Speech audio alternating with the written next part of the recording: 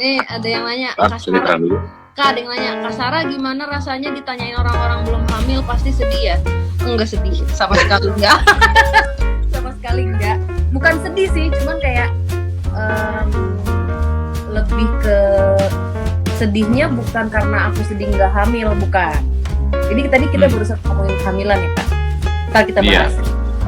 Tapi lebih ke sedih kok orang-orang basa-basinya begitu amat ya gitu. Maksudnya ngapain sih nanyanya itu banget ya? Iya gitu. Itu kalau itu nanya ke aku ya, kalau aku sih nggak sedih dan kayak nggak ngefek apa aja gitu ke aku. Kalau orang lain gitu, maksudnya orang lain yang memang pengen punya anak dan sedang mencoba, sedang program dan sedang berusaha, pasti kan rasanya sedih gitu. Iya. Dan kalau ternyata tiba-tiba ditanya-tanya begitu melulu. Nah, kalau aku enggak, soalnya emang nggak mau, udah nggak mau. Barusan baru video call juga sama Kak Niko, kita ngomongin alat kontrasepsi ya Kak. Karena kan kalau gua kan dari satu sisi gini Mbak, kalau lu kan ditanya kapan hamil, ya kan? Kalau gue yang ditanya adalah nggak mau nambah kan 2 cowok, kalau anak 3 cewek gimana? Ya kurang 1 gitu kan? Biar lengkap gitu, ada ceweknya gitu kan. Padahal kan kalaupun sampai hamil anak ketiga belum tentu juga cewek. Iya benar. Ya kan? Gitu. Ya. Jadi, dan maksudnya itu kan private ya, itu hal pribadi dan keputusan pribadi. Ketika orang menanyakan hal-hal seperti itu kan kayak kenapa lu masuk ke ranah yang sangat amat pribadi untuk seseorang ya? Iya. Jadi buat teman-teman yang mikir sedih ya Kak, dibilang enggak sedih karena emang aku udah nggak mau. Malah tadi kayak barusan diskusi sama Niko ya juga ya kan, mesti precaution kalau misalnya tiba-tiba hamil gimana gitu, makanya mesti pakai alat kontrasepsi apa gitu untuk suami istri gitu. Jadi percuma juga lu mau bikin gua kesel nanya-nanya soal anak, nggak ngaruh. Iya, agak ngepek. Iya kan? Gua ada Eki. Kalau gua udah punya jawaban. Kalau misalnya tanya nggak mau nambah, mau biayain nggak? Iya kan? Biayain itu kan bukan cuma pas lahir doang loh, dari hamil, lahiran, sampai nanti kuliah, sampai akhirnya mereka bisa hidup sendiri. Tanggung jawab itu dari biaya, belum tanggung jawab yang lain. Bener. Apa? Iya bener juga ya. Maksudnya biaya ya. Mehong. Iya. Biaya dan tanggung jawab itu kan gede kan. Kalau misalnya punya anak itu bukan cuma sekedar proses pembuatannya ya, gitu kan. Cuman kan jangka panjangnya. Aku juga anaknya ada Dupa, ada si Paula, belum Saradix, banyak kan. Semua panggil nyai, ada yang panggil ibu, ada yang panggil mami. Belum anak tim DMS panggil mami. Banyak anak-anaknya. Tuh, belum tuh. Gue ngurusin 12 anak, ya kan? Tapi bener, alhamdulillah Tuhan baik. Maksudnya kasih dengan bentuk lain ya sama aja. Iya, betul. Kalau misalnya emang saat ini, kalau gue selalu gini, anak-anak itu kan bukan berarti seseorang yang selalu harus dilahirkan dari rahimnya, ya kan? Secara langsung gitu. Bisa aja kan lo emang, ya anak itu kan banyak yang bisa lo lakukan, membiayai dan bertanggung jawab. Iya, benar. Itu. Ya cuman biasa lah ya, kan orang-orang kita kan ya terbiasa dengan berbasa-basi, tapi akhirnya menjadi basi banget. Benar.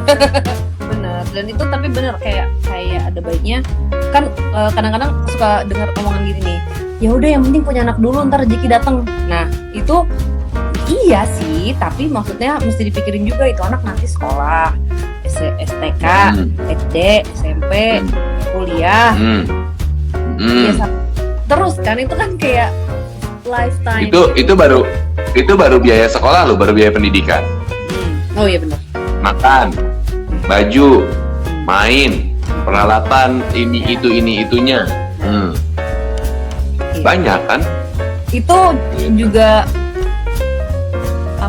dalam bentuk benda ya, apalagi yang mentally Belum mentally, morally gimana? Tanggung jawab kan gede semuanya. Punya Iya. dokter Ya, aja. bilangnya banyak anak banyak rezeki, ya sih, karena emang mau nggak mau mesti kerja rodi katanya. 1, 2, 3, 4, 5.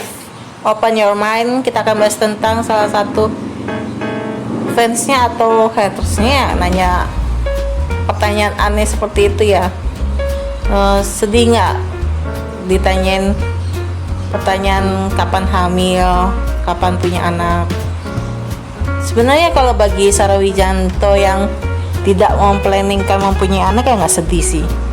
Yang sedihnya itu attitude-nya itu kan, kalau punya anak apa nggak punya anak itu hal privasi ya.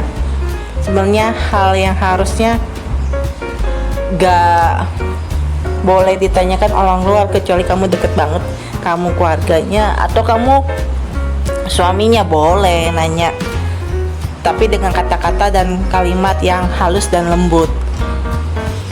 Kalau kamu cuma seorang fansnya, ya lebih baik nggak usah nanya. Kayak kamu kenal sama seseorang yang baru kamu kenal, terus kamu tanya, kamu agamanya apa, gajinya berapa?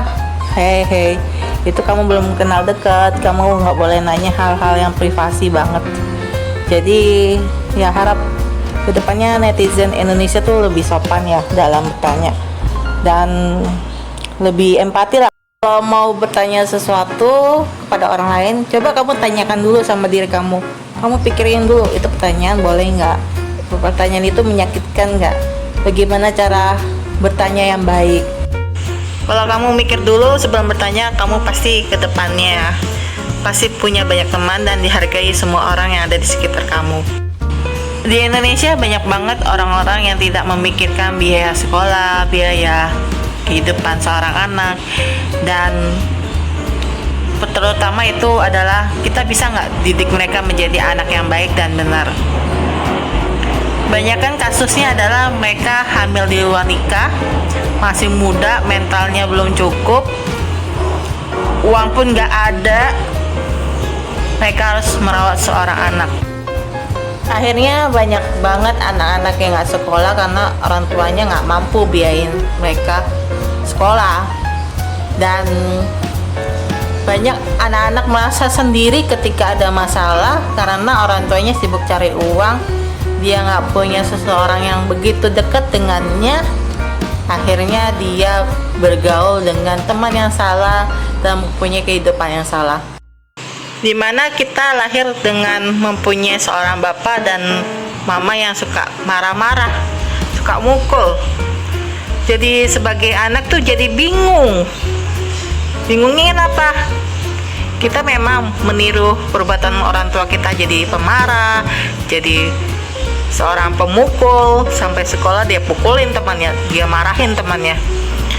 Tapi setelah marah tuh di dalam jiwanya itu ada gejolak, marah, sedih, kecewa, dia nggak bisa kontrol emosinya. Akhirnya dia menjadi anak yang mempunyai masalah.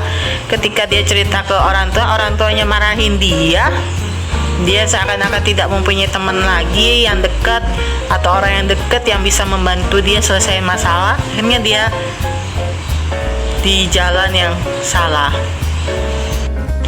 Jadi kalau kalian mau mempunyai anak, coba dimplanningkan, disusun gajinya cukup nggak sih bayar untuk biaya sekolah anakmu ke depan, bayar biaya kehidupan mereka. Sebagai orang tua memang kita sebagai manusia tuh nggak ada yang sempurna, tetapi satu hal yang paling penting bagi orang tua adalah selalu mau belajar menjadi orang lebih baik dan menjadi orang tua yang patut dicontoh oleh anak-anaknya. Jangan mempunyai prinsip banyak anak banyak rezeki. Salah itu. Kamu harus mempunyai prinsip di mana banyak anak makin rodi kerja kamu, karena kamu harus bertanggung jawab tentang biaya kehidupan mereka dan lain-lain. Dan semoga kalau kalian mau punya anak tuh harus mikir-mikir apa gaji kalian cukup untuk 1 anak, 2 anak, 3 anak, ya sampai kalian tuh nggak planning. Akhirnya bukan bikin keluarga suatu keluarga yang bahagia, yang harmonis, yang sejahtera, malah bikin keluarga yang penuh masalah, nggak bahagia, nggak sejahtera juga. Semoga video ini dapat menginspirasi kalian. Dan jika kalian suka dengan video ini, silahkan like dan subscribe, share, dan jangan lupa juga komentarnya. Sampai jumpa di video saya selanjutnya. Bye bye.